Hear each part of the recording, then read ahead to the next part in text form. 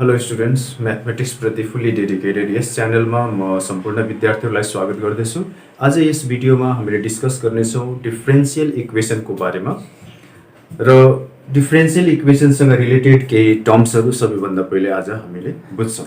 Differential equation जुन हो हामीले क्लास 12 मा पढ्नु छ। अर्डिनरी डिफरेन्शियल इक्वेसनको बारेमा विशेष गरी पढ्नु छ। योसँग रिलेटेड सबैभन्दा पहिले हामीले बुझ्छौँ कि अर्डिनरी डिफरेन्शियल इक्वेसन इनफ्याक्ट हो के। डिफरेन्शियल इक्वेसन भन्नाले कुनै पनि इक्वेसन जसमा डेरिभेटिभ युज भएको हुन्छ।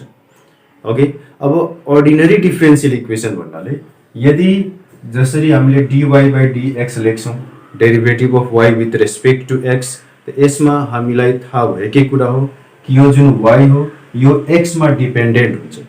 यो x भनेको इन्डिपेन्डेन्ट भेरिएबल भयो, y भनेको डिपेन्डेन्ट भेरिएबल भयो।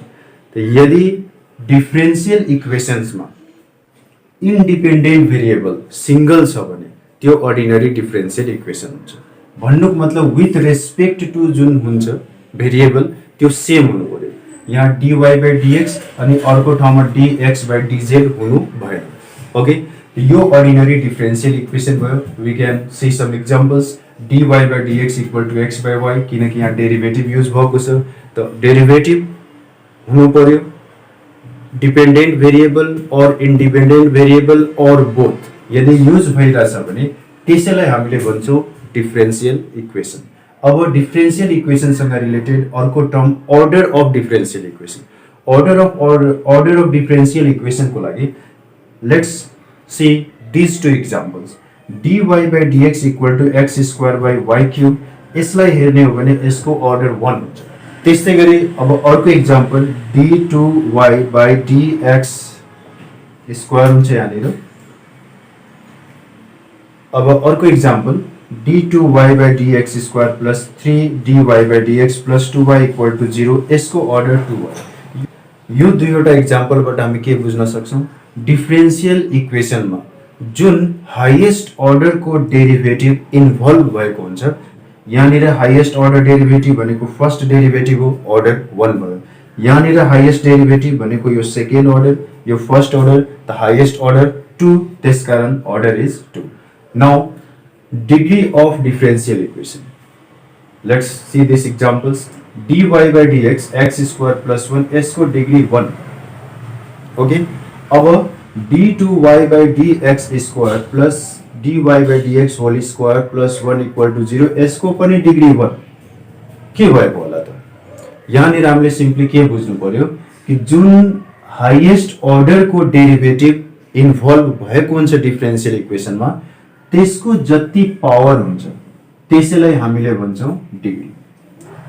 अब यसलाई हामीले के भन्न सक्छौँ? The power which is raised to the highest order of derivative in the differential equation, that is known as degree of the differential equation. Okay, अब हामीले डिफरेन्शियल इक्वेसन को सल्युसन भन्नाले के हो त्यसको बारेमा डिस्कस गर्छौँ। सल्युसन अफ डिफरेन्शियल इक्वेसन भन्नाले जस्तै dy by dx equal to x by y, यो एउटा डिफरेन्शियल इक्वेसन हो। अब हामीले यसलाई के गर्न सक्छौँ? y dy x dx लेख्न सक्छौँ। अब यसलाई इन्टिग्रेट गर्ने हो भने integrating both sides what do we get? We get y dy equal to x dx, which gives us y square by 2 equal to x square by 2 plus constant, यसलाई हामी c dash लेख्दियौँ सिम्प्लिफिकेसनको लागि। अब यो के हुन जान्छ? y square equal to x square plus 2c dash. अब 2c ड्यासलाई हामीले finally y square equal to x square plus c लेख्न सक्छौँ। This is known as solution of this differential equation. यहाँनिर dy by dx छ, derivative छ, तर यहाँनिर डेरिभेटिभ छैन।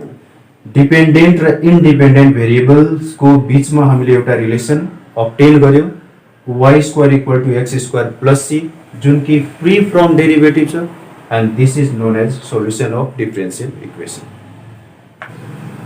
अब डिफरेन्ट डिफरेन्शियल इक्वेसनलाई हामीले कसरी सल्भ गर्न सक्छौं त्यसको बारेमा पढ्छौं। सबैभन्दा पहिले आउँछ भेरिएबल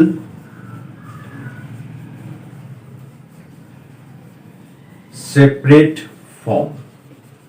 यसलाई हामीले भेरिएबल सेपरेबल फर्म पनि भन्न सक्छौं। अब यो भन्नाले कस्तो, कुनै पनि फंक्सन कुनै पनि डिफरेन्शियल इक्वेसनलाई यदि हामीले fx dx equal to gy dy को फर्ममा लेख्न सक्छौं भने यसलाई भेरिएबल सेपरेबल फर्म भनिन्छ। Okay, for example, suppose we are given dy by dx equal to x square plus 1 y plus 2। यो एउटा डिफरेन्शियल इक्वेसन भयो। अब यहाँनिर के हुन्छ, हामीले y को फंक्सनलाई y सँग dy सँग र x को फंक्सनलाई dx सँग मिलाउन सक्छौं, एरेन्ज गर्न सक्छौं। यही नै भयो भेरिएबल सेपरेबल फर्म। त हामीले भेरिएबल सेपरेबल फर्ममा यदि डिफरेन्शियल इक्वेसनलाई ल्याउन सक्यौं भने त्यसपछि हामीले यसलाई इजिली सल्भ गर्न सक्छौं। How? After this we write integrating both sides. अब बोथ साइड्सलाई इंटीग्रेट गर्दा के हुन्छ, यो हुन्छ y plus 2 dy equal to x square plus 1 dx, right. अब यसपछि यसैलाई हामीले के गर्न सक्छौं, y स्क्वायर बाई 2, यसको y स्क्वायर बाई 2, यसको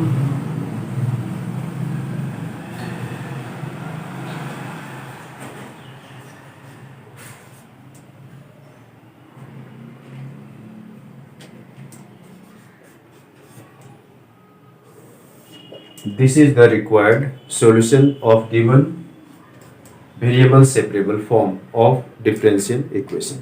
यसरी हामीले डिफरेन्शियल इक्वेसन जुन कि भेरिएबल सेपरेबल फर्ममा छ त्यसलाई सल्भ गर्न सक्छौं। Now we are going to deal some problems which are related to variable separable form. Okay,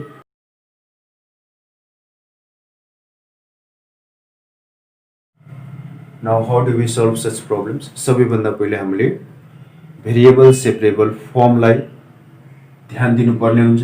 x dx y dy function of x with dx function of y with dy already मिलेकै छ। अब हामीले direct यहाँ के गर्न सक्छौं, integrating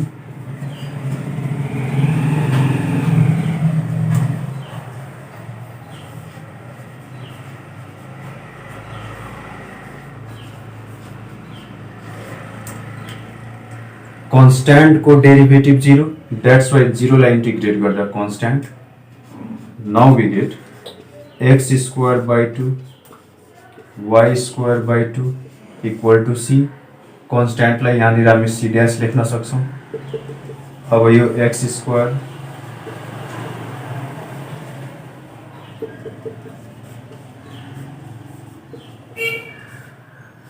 is the required solution। Now, how do we solve this?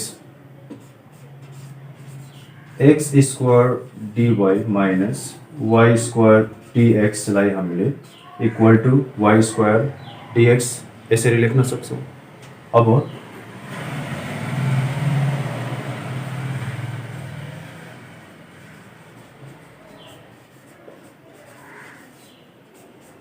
यो x square लाई ट्रान्सपोज गर्ने हो भने, किनकि हामीले x को फंक्सनलाई dx सँग राख्नु छ, y को फंक्सनलाई dy सँग राख्नु छ, यो हुन जान्छ x स्क्वायर लाई ट्रान्सपोज गर्दाखेरि 1 by x square dx equal to 1 by y square dy।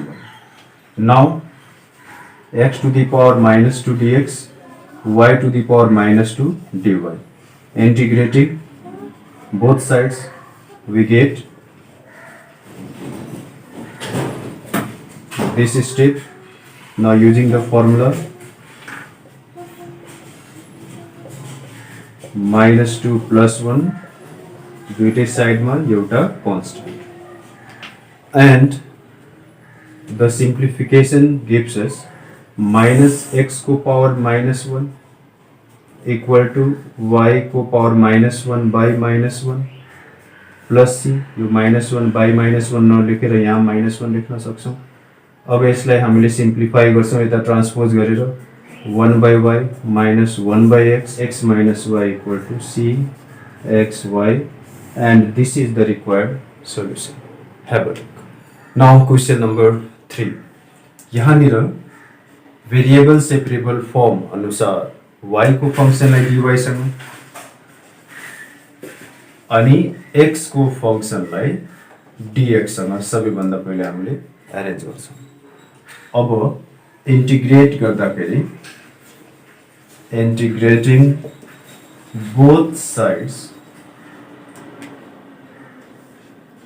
y dy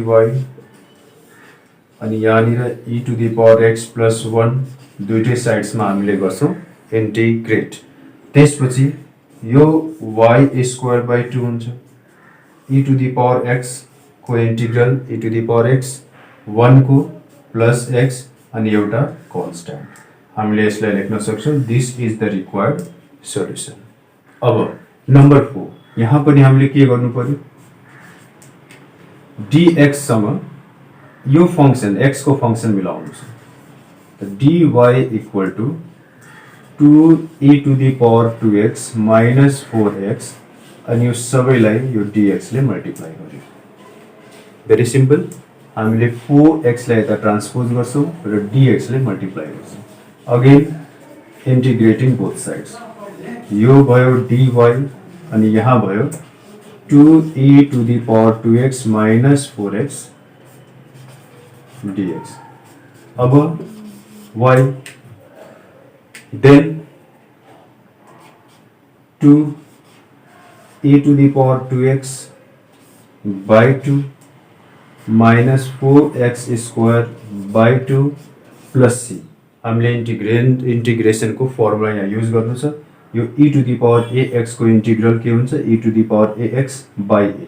यो 2 कोएफिशिएंट हामी एज इट इज राख्छौं। यो दुईटा क्यान्सल भयो, यहाँ पनि क्यान्सल।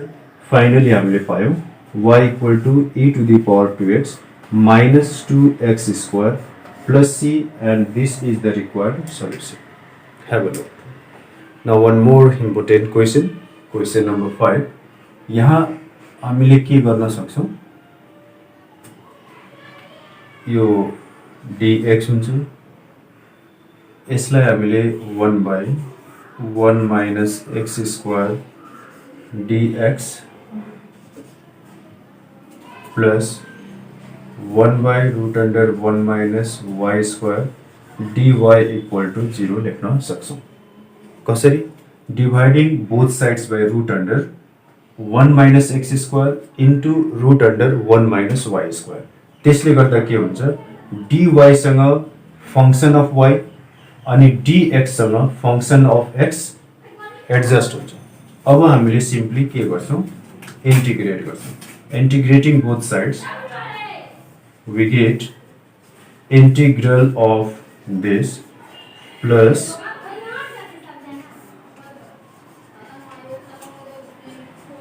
0 को integral constant.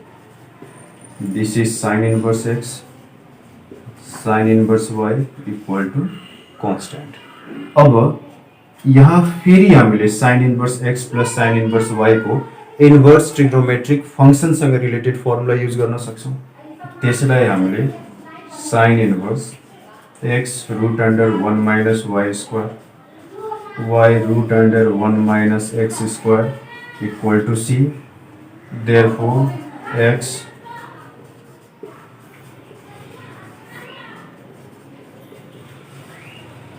equal to sin c हामीले लेख्न सक्छौं। sin c is also a constant, so finally we get यानी c dash sin c is a constant, sin c को constant value c dash हामीले यहाँ लेख्यौं, वा c dash यहाँ लेखेर यहाँ c लेख्न सक्छौं।